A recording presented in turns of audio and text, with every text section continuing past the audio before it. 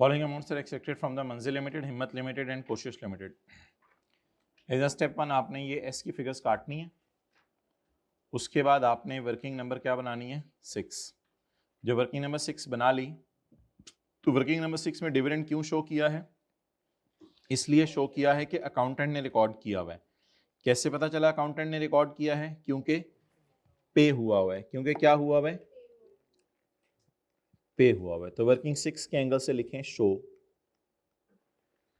Working 6 में dividend सिर्फ कब रिकॉर्ड करेंगे, कब माजरत शो करेंगे?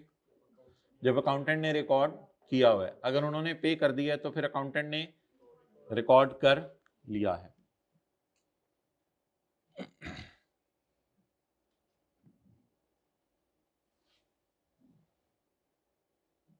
चलें जी, अब शुरू करें एडजस्टमेंट्स। स्टेप 1, कंसोलिडेटेड फेस बनाएं P&L का और पोस्ट करें अनएडजस्टेड फिगर्स। 800, 315, 800, 540 और 180, 114, 60, 20 प्लस 12।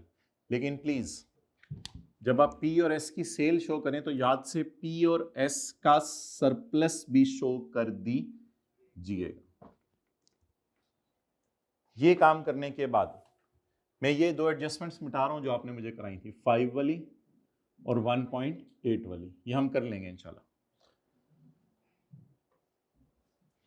1 2 3 4 5 6 7 8 9 10 11 12, ये दो फिगर्स भूलनी नहीं है। पी की भी पूरा सरप्लस, एस का भी फॉर द ईयर, इनको शो कर देना है। उसके बाद अगला काम आपने ये करना है, 4 वर्किंग्स खोल लेनी है।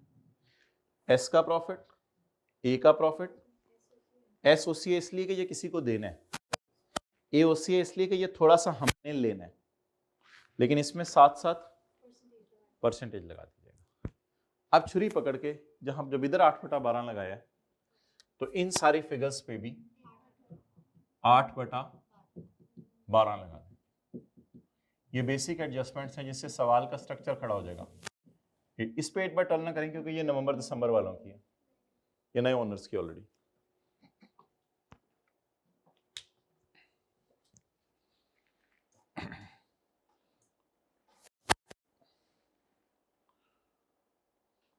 Details of investments are as follows, इधर ले आओ।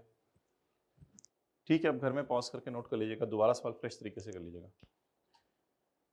25% उसको खरीदे, 7% उसको, उनके शेयर कैपिटल्स हैं।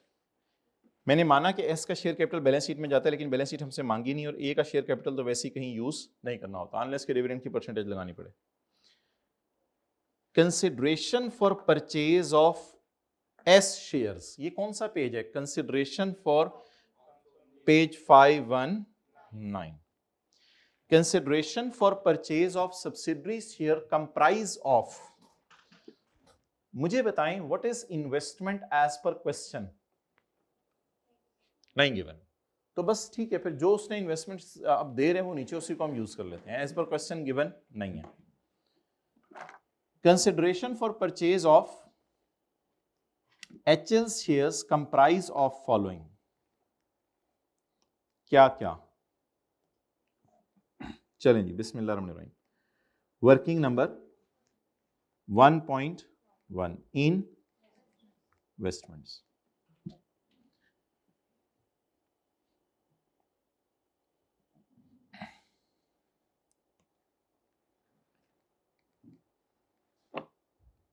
वर्किंग 1 में इधर ही खोल लेता हूं। एस का शेयर कैपिटल कितना था? 600, और इसको खरीदा कब है? यकम मई को। तो प्री आरी दी हुई है?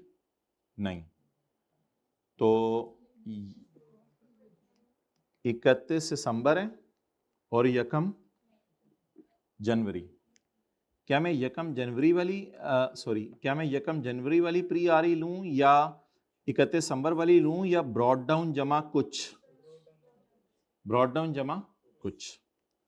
तो what is brought down? 289 brought down 289। पुराने ओनर्स का 8/12 होगा या 4/12? 4/12। प्रॉफिट कितना है इसका? इनटू 8/12 331। जी अब आप सवाल पूछें। इन्वेस्टमेंट जब हमें हाँ क्वेश्चन में गिवन होती है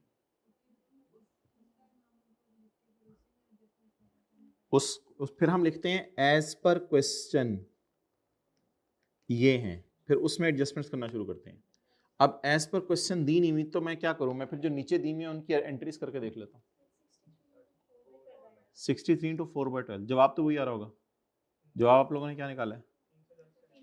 310। तो ब्रॉड डाउन जमा कुछ डन। आगे चलें। ट्रांसफर ऑफ ओवर बिल्डिंग, थोड़ी सी बिल्डिंग ले लो। Transfer of over building having carrying value and fair value of 150 million and 226 million respectively at the date of acquisition. The disposal is recorded at book value. Accountant ने कोई entry कर ली है, लेकिन मुझे पहले आप ऐसा करें, ओरिजिनल एंट्री जरा लिखवा दें। ओरिजिनल एंट्री जरा लिखवा दें। अच्छा जी, ओरिजिनल एंट्री ये होती थी इन्वेस्टमेंट डेबिट और बिल्डिंग क्रेडिट। इसके साथ मैं लिखता था बुक वैल्यू और इसके साथ फेयर वैल्यू। ये पेज 1519 की आखिरी एडजस्टमेंट थी ये। जी बोलें बुक वैल्यू 22, फेयर वैल्यू 226 और गेन चला जाएगा P&L के सवाल में, अदर इनकम में और बैलेंस शीट के सवाल में CRE में 76। ये हो गई कौन सी एंट्री? ओरिजिनल। रॉन्ग तो नहीं, असल लफ्ज़ से passed by accountant. The accountant, the disposal is recorded by accountant at book value. Accountant ने इसको बुक वैल्यू पे रिकॉर्ड किया। क्या एंट्री की होगी अकाउंटेंट ने? नहीं, क्या एंट्री की होगी अकाउंटेंट ने? बोले investment debit and building. The accountant has recorded the entry eight book value. तो मेरे ख्याल से उसने गेन रिकॉर्ड नहीं किया और इसने इन्वेस्टमेंट अकाउंट में भी कितना डाल दिया? 150। डन। अच्छा चलें, इसको मैं करके रख लेता हूं, इसको रेक्टिफाई करते हैं अभी। वर्किंग 1.3 यहां तक नोट करें जल्दी से। कितने लोगों ने कोई इस तरह की मेहनत की थी घर में, ओरिजिनल और रॉन्ग एंट्री, या सोची थी? चलें, वेल डन। इसकी पोस्टिंग अभी डिस्कस करते हैं। आप नोट करें एंट्री। अच्छा, एसेट को किससे क्रेडिट करना है माय डियर? बुक वैल्यू से। और इन्वेस्टमेंट को किससे डेबिट करना है? Fair value.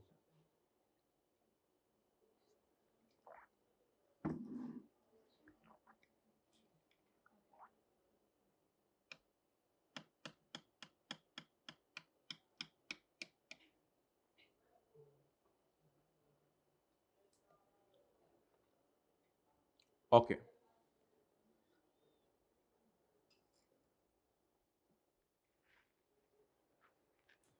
चलें जी, वर्किंग 1.3।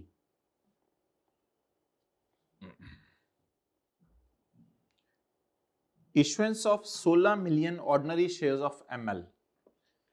एमएल ने ऑर्डिनरी शेयर्स अपने इशू किए हैं 1 साल बाद। इशू 1 साल बाद किए हैं तो फिर वादा तो आज किया होगा ना एक्विजिशन डेट पे। इशू कब किए हैं? इशू किए हैं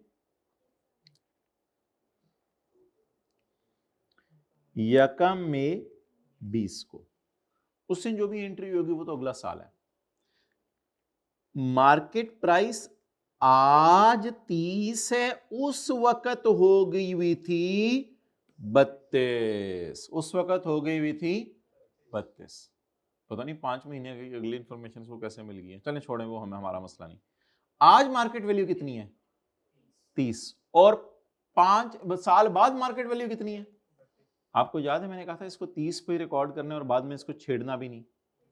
चलें इसकी ओरिजिनल एंट्री बताएं। इसकी अकाउंटेंट की रॉन्ग लिखी हुई है कोई? नहीं। इसकी ओरिजिनल एंट्री बताएं। Investment debit share capital share premium credit करूं या ये अगले साल क्रेडिट करना है? हमारे साल वादा हुए और अगले साल शेयर इशू हुए। Purchase consideration payable quantity 16 into और ईयर एंड पे इसको वर्सेस वाली कैलकुलेशन से नहीं गुजारना 480।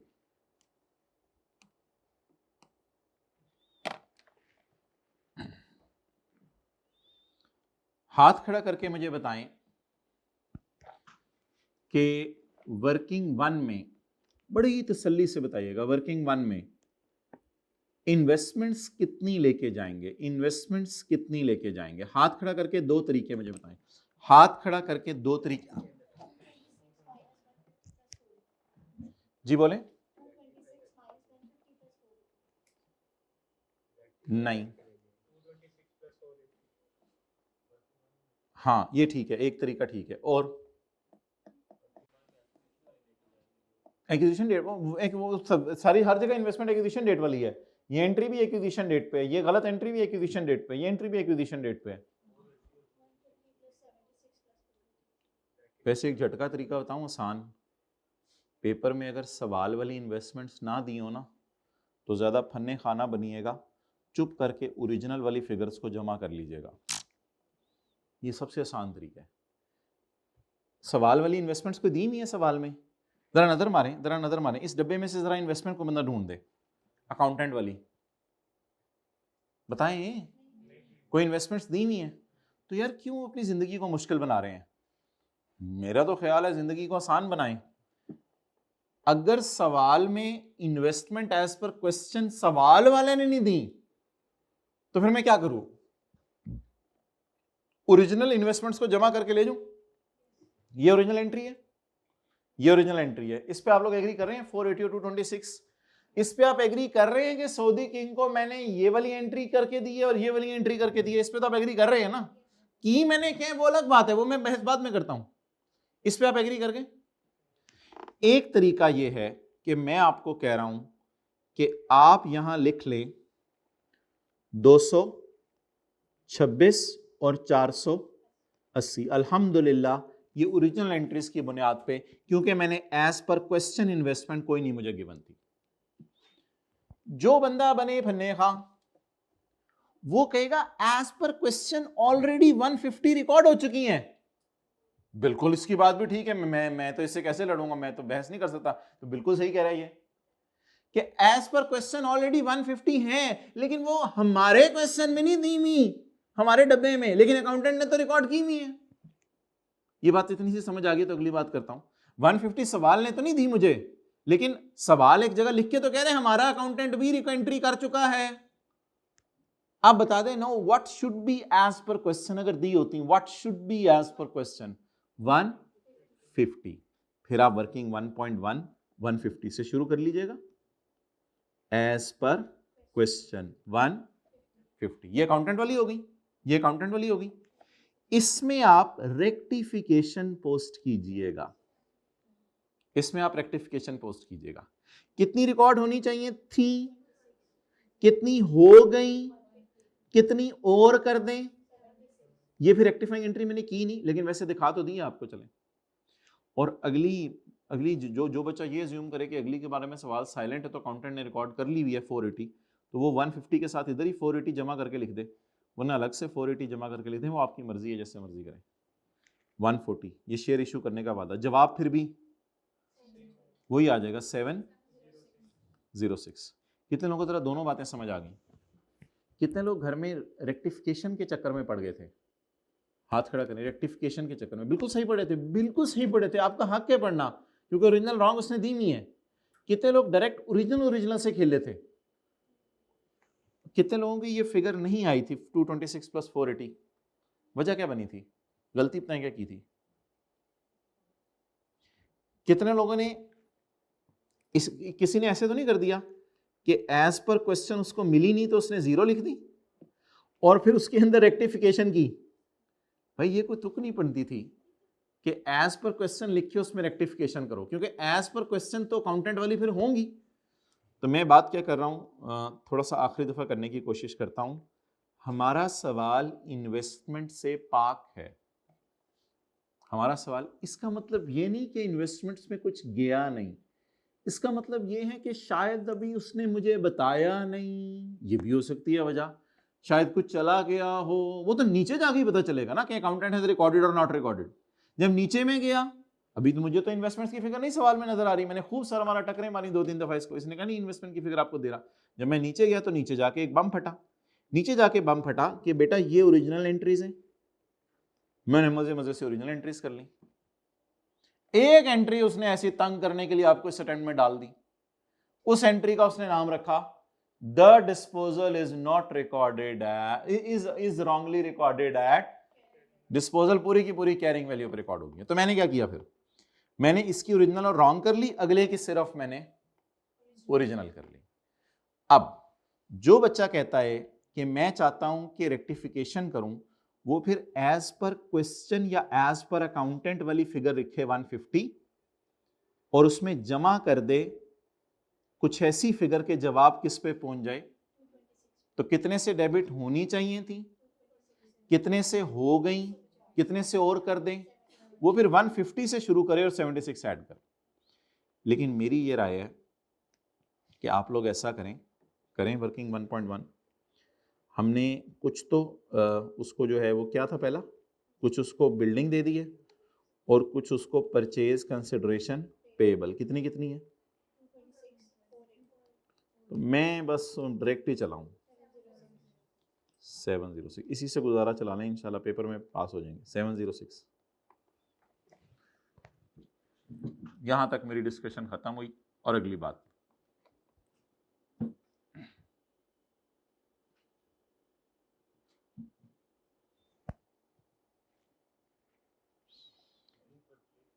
अब बात करते हैं इसकी।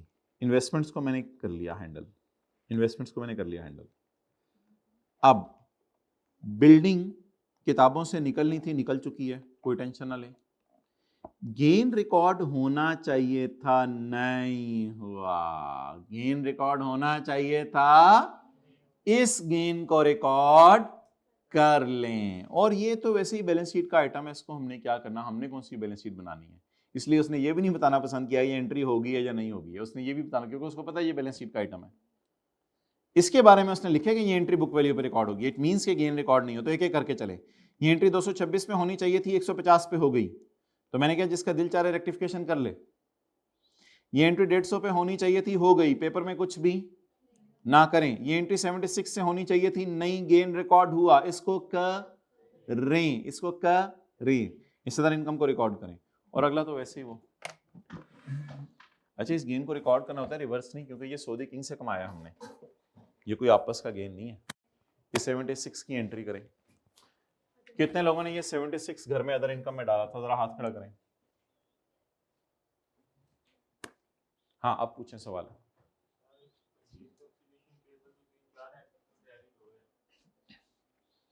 नहीं, उसको तो हम खाली पेबल कह देते थे, परचेज कंसीडरेशन पेबल का लफ्ज़ हमने सिर्फ इक्विटी के लिए रख लिया हुआ है, उसको खाली पेबल कह दिया करो। जी को थोड़ी बहुत समझ आई। अच्छा जिसको नहीं भी घर में समझ आई थी, कोई इस एडजस्टमेंट के तकरीबन आधी पोस्ट हो गई थी, इन्वेस्टमेंट अकाउंट में थोड़ा सा ले गए थे, थोड़ा सा गेन गून, बस उसके मार्क्स होते हैं, उसमें क्या मसला है, आगे चलें। लेकिन आप तो समझ आ गई ना। एट डेट ऑफ एक्विजिशन, ये तो हम इंशाल्लाह कल क्लास में करेंगे। At date of acquisition a manufacturing plant whose fair value exceeds book value by 60 and the remaining life is इतने। ये एंट्री जल्दी से बताएं बैलेंस शीट के एंगल से। प्लांट डेबिट कितने से, 60। एसेट बढ़ने से डेप्रिसिएशन बढ़ जाती है, डेप्रिसिएशन कहाँ जाएगी, प्लांट की कॉस्ट ऑफ सेल में। 60 डिवाइड बाई 8 करें, इंटू 8/12 भी कर दीजिएगा अच्छे बच्चों, 5। सरप्लस कहां लेके जाना है, इन वर्किंग 1 एक्विजिशन डेट का सारा सरप्लस वर्किंग 1 में जाएगा, working 1। Plant debit surplus in working 1, plant balance sheet में जाएगा और सरप्लस वर्किंग 1 उधर ही खोली हुई है।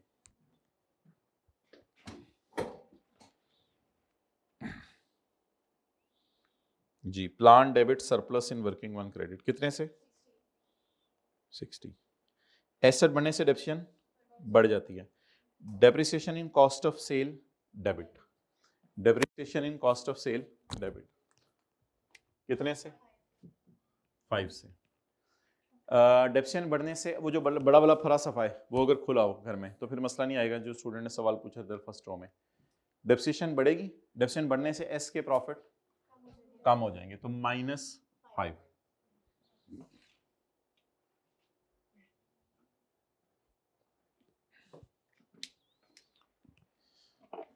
किसी को याद है हम ऐसे लिखते थे, increase cost of sale and hit working 5। वो वाला काम किया करें बड़ा वाला सफा खोल के, हर एडजस्टमेंट इंशाल्लाह आसानी से महसूस होगी। लेकिन वर्किंग 1 जरूर करनी है इस टॉपिक में, हर टॉपिक में वर्किंग 1 हमेशा करनी है, चाहे पीनल का सवाल हो चाहे बैलेंस शीट का।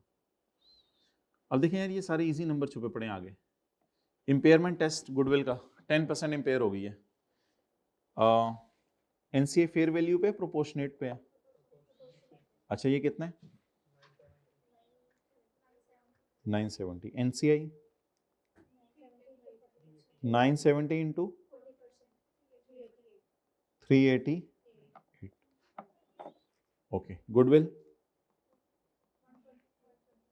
124। कितनी इंपेयर हुई है? 10%, तो 12.4। बड़े वाला सफा जो बनाया था एक, गुडविल का इंपेयरमेंट लॉस सिर्फ एडमिन में डालेंगे, वर्किंग 5 हिट। अगर एनसीआई तो बस डाल दें एडमिन में 12.4।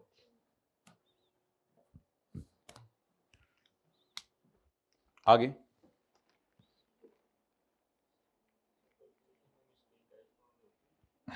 नहीं जी, डिविडेंड को अब आप डिस्कस करें। बैलेंस शीट का सवाल तो हो नहीं रहा, पी एंड एल के एंगल से। तो पी एंड एल के एंगल से आपको डिडक्ट करना पड़ेगा अदर इनकम में से, क्योंकि जब एस और ए ने पे कर दिया तो हमने रिसीव कर लिया।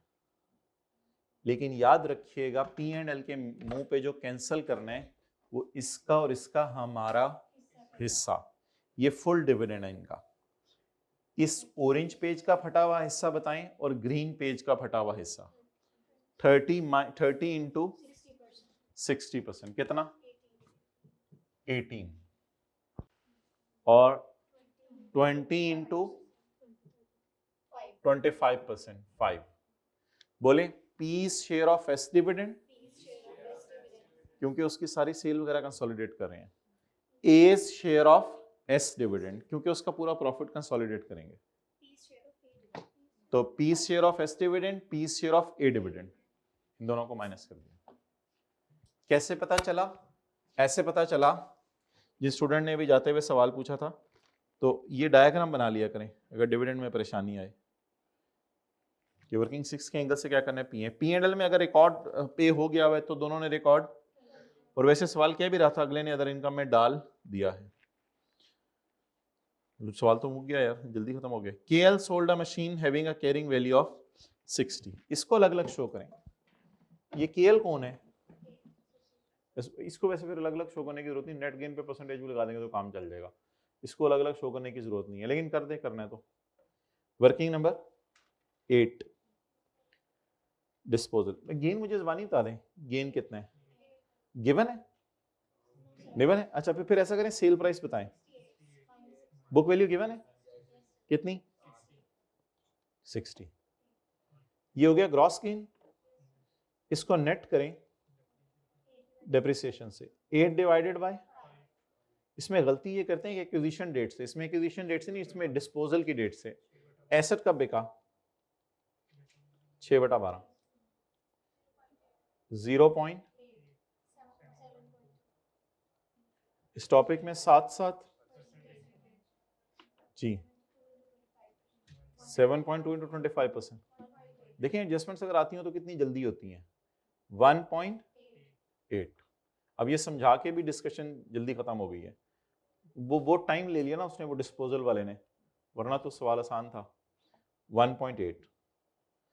अब बोलें किसने बेचा, ए ने। P&L के सवालों में ये भी नहीं सोचना होता किसने खरीदा, किसने बेचा, ए ने। किसने गेन रिकॉर्ड किया, ए का प्रॉफिट कहां पड़ा हुआ है, वर्किंग 5 में, वर्किंग 5.1 में ए का प्रॉफिट। इसमें कम कर दें 1.8, ये 6.2 आ गया।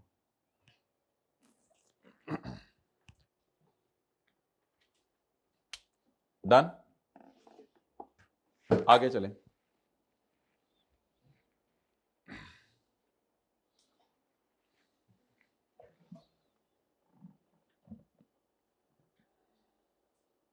क्या रह गया, वो ये वाली एडजस्टमेंट तो हो गई है। तसल्ली से अब जरा एडजस्टमेंट्स करें, कर दी। Calculate working 5, close working 5.1 and 5.3। A का पैट और ए का ओसीआई यहां और यहां पे कंसोलिडेट कर दें, डाल दें। फेस बनाएं, ये कैलकुलेशंस मैं उम्मीद कर रहा हूं आपने सही की होंगी। फेस बनाएं और टीसीआई निकाल लें, वो ये है टीसीआई। इस टीसीआई को एट्रीब्यूट करें और इस पैट को एट्रीब्यूट करें। ये एट्रीब्यूशन लॉसेस के साथ कल आपको रिवाइज कराई जाएगी। मेन सवाल का स्ट्रक्चर आसान था, ये मैं लॉसेस के साथ कल आपको रिवाइज करवाऊंगा। जाएं, अस्सलाम वालेकुम। जी मोहतरम, कौन सी वाली?